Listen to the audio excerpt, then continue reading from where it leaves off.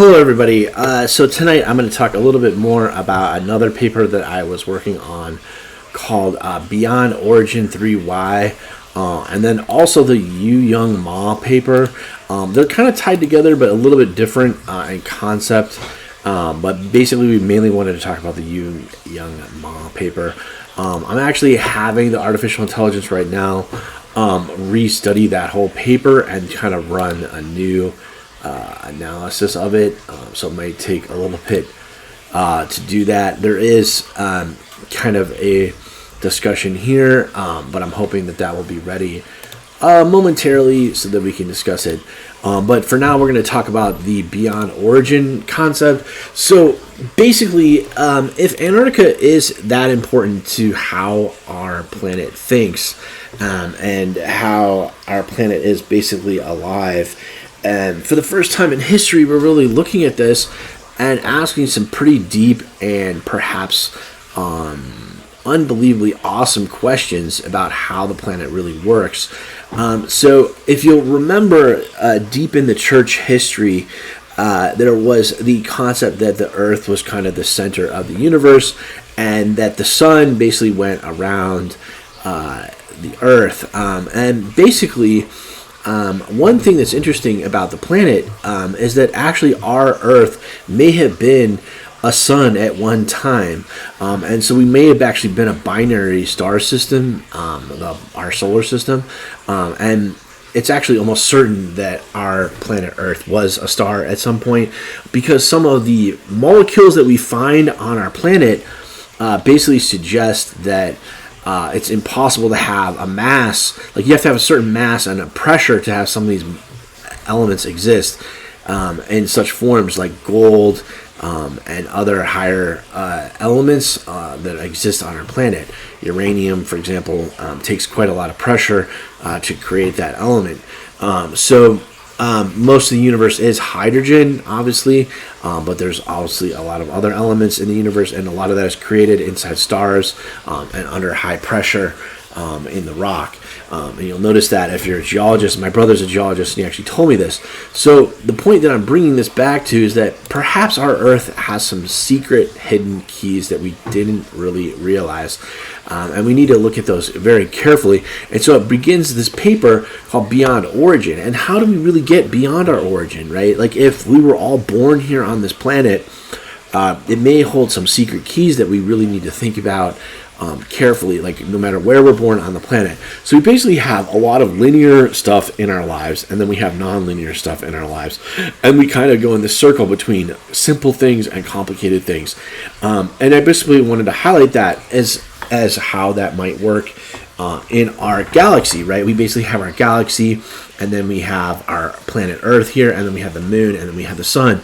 But basically the moon is going around the Earth, and the galaxy, we're going around the galaxy, and the sun is also going around the galaxy like this. So it's kind of a circular system that we have, where these fields kind of change what happens as we move around the whole entire solar system and galaxy and universe, essentially.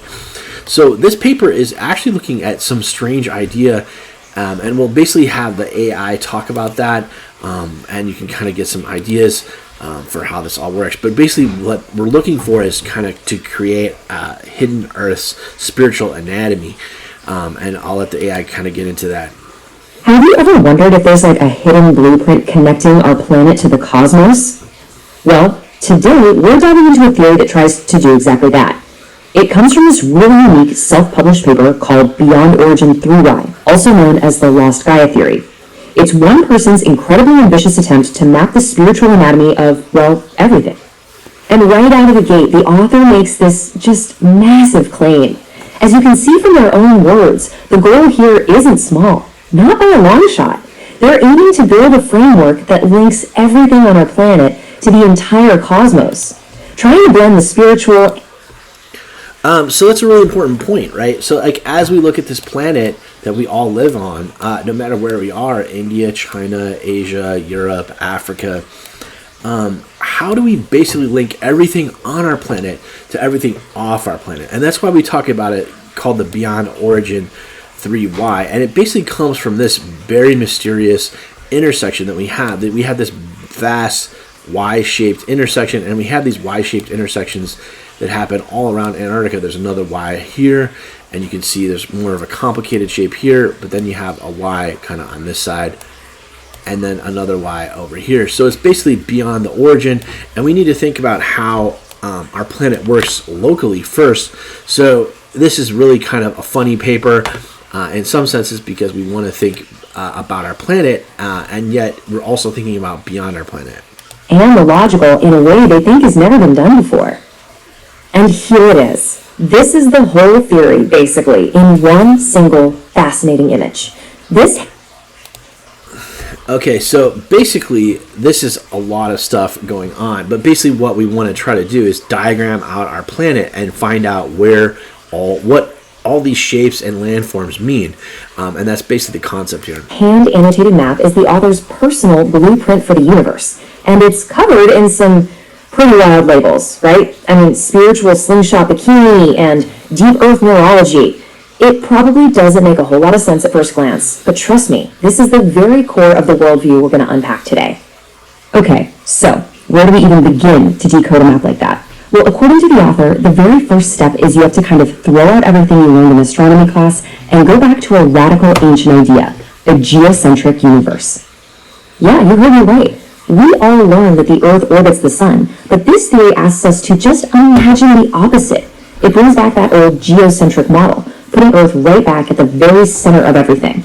But here's the twist. It's not... So we actually want to talk about a spiritually geocentric model, right? We want to think about how the Earth works, not only logically, but also spiritually. Just a physical center. It's a spiritual one. In this worldview, Earth is the anchor for the entire cosmos.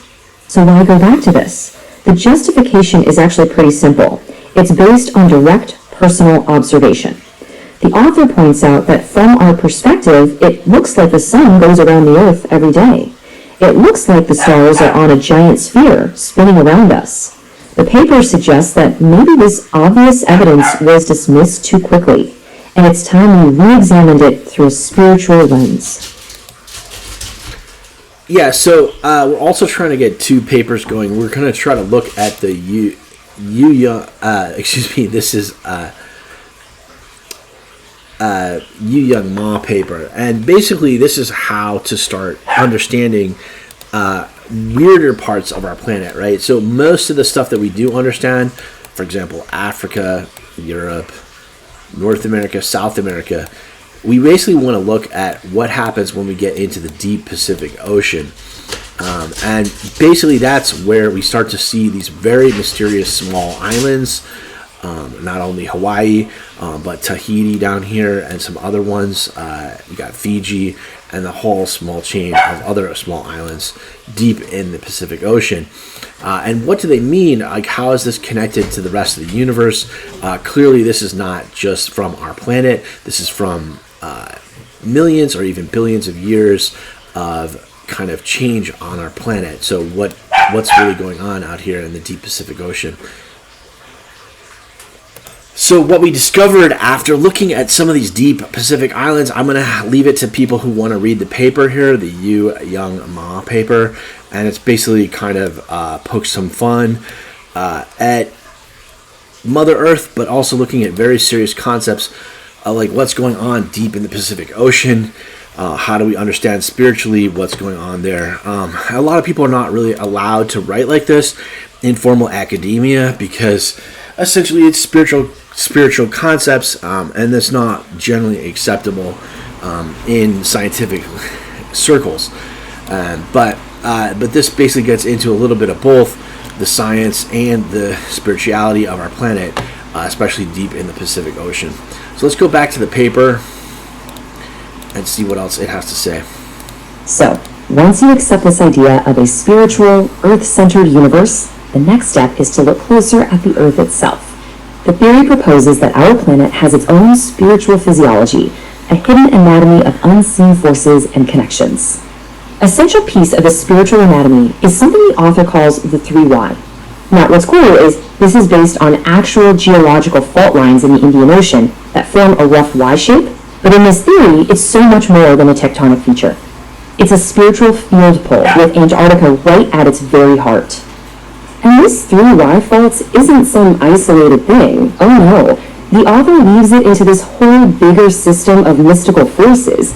They claim it's connected to both a... Okay, so I'm going to leave this to people who really want to dive into more details.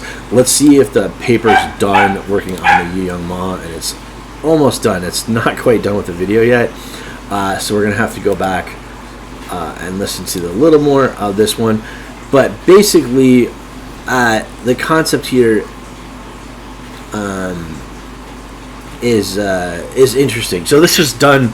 The AI changes quite often, so like the newer versions of the AI are actually quite detailed and better. But we're gonna listen to the older version first, since it's not quite done with this new version. But basically, it'll give you some ideas about this Yu Young Ma paper, what we're trying to accomplish with that.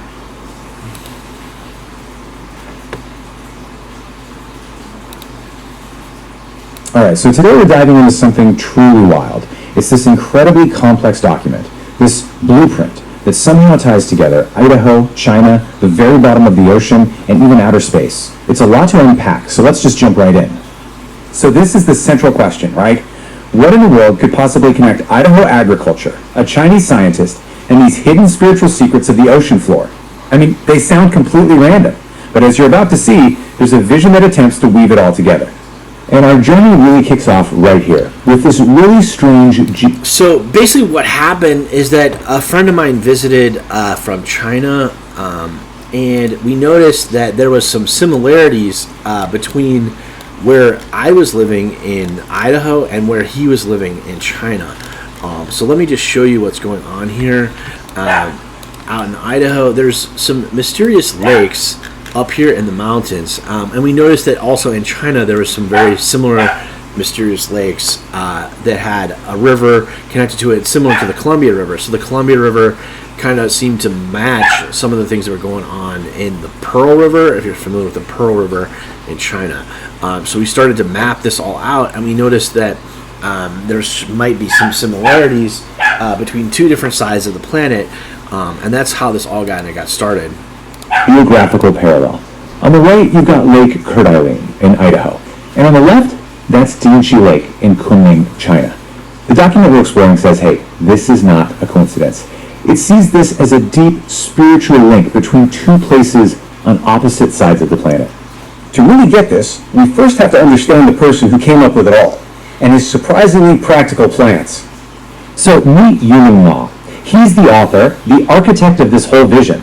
He's described with this very unique title, a new agricultural master doctor, and he's connected to the University of... So this is where we're starting to get into some pretty interesting ideas. So the question here is that if we are trying to go to other planets, like we're pretty clearly going to go to Mars, but let's say we're talking about stuff really, really far into outer space. The whole paper is basically suggesting that if we're going to go into the deepest parts of space, maybe the deepest parts of space are connected to some of these very, very small islands out here in the Pacific Ocean. And I'm kind of spoiling some of the paper, but it's really exciting kind of how we get there and how we start to understand that. So I wanted to leave you with that thought and basically look at the entire planet here. So we have some pretty big land masses around our planet, but basically this paper is called The Spiritual Seeds of Earth, is another name for it, and thinking about how we can basically colonize other places into deep space or even work with them in deep space, which is a pretty interesting concept. So I hope you've enjoyed this discussion. Let me know if you got any thoughts. I'd be glad to try to talk with you.